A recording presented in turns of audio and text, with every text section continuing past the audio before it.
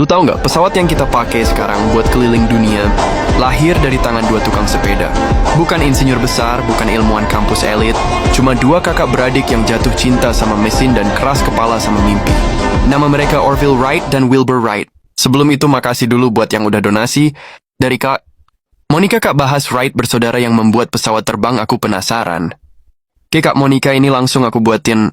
Dan dari kembaran Albert Einstein mau nyapa doang.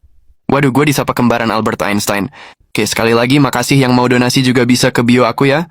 Kita lanjut pembahasannya. Cerita ini dimulai di Dayton, Ohio, Amerika Serikat, akhir abad ke-19. Wilbur lahir tahun 1867. Orville menyusul 4 tahun kemudian.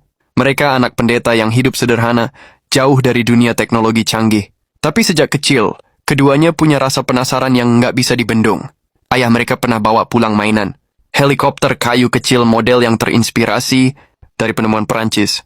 Mainan itu diputar karet terus melayang naik ke udara. Buat anak lain mungkin cuma mainan, tapi buat mereka itu pemicu rasa penasaran.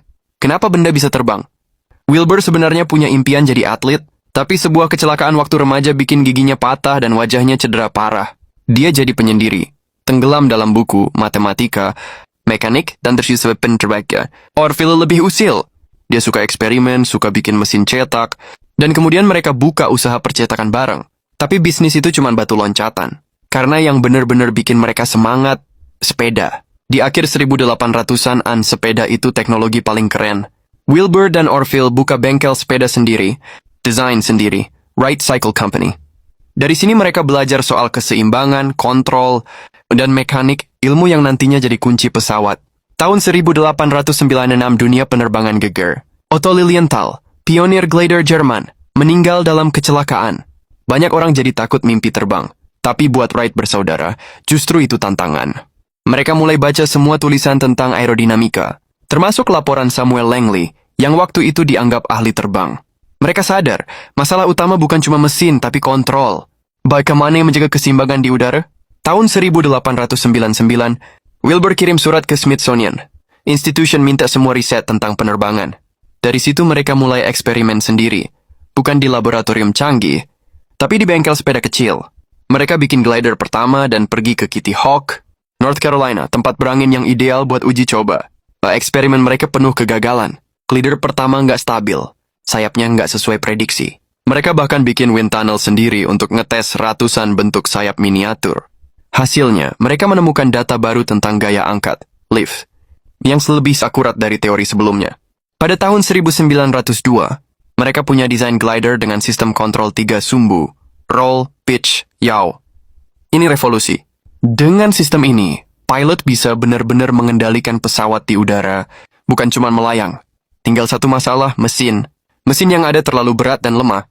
Jadi mereka bangun sendiri. Dengan bantuan mekanik bengkel mereka, Charlie Taylor, mereka bikin mesin 12 tenaga kuda, 4 silinder dari nol. Ringan, cukup kuat untuk terbang. 17 Desember 1903, pagi dingin di Kitty Hawk. Orville yang pertama duduk di pesawat kayu dengan bentangan sayap 12 meter. Jam 10.35, mesin hidup, baling-baling berputar. Pesawat melaju di rel kayu, angin menerpa. Lalu terangkat. Hanya 12 detik. Jaraknya 36 meter. Pendek? Iya. Tapi itu penerbangan pertama pesawat bertenaga manusia dalam sejarah. Hari itu mereka melakukan 4 kali penerbangan, yang terjauh 59 detik sejauh 260 meter. Dunia hampir nggak peduli. Media besar bahkan nyaris nggak liput. Tapi Wright bersaudara terus kembangkan teknologi mereka diam-diam, menyempurnakan desain, menambah kekuatan mesin, meningkatkan kontrol. Baru tahun 1908, mereka mendemonstrasikan pesawat di Prancis dan Amerika dengan penerbangan publik. Kali ini dunia gempar. Pilot bisa belok, naik, turun, berputar, sesuatu yang orang anggap mustahil. Perusahaan-perusahaan Eropa langsung berebut kontrak. Pemerintah Amerika akhirnya mengakui dan membeli pesawat mereka untuk militer.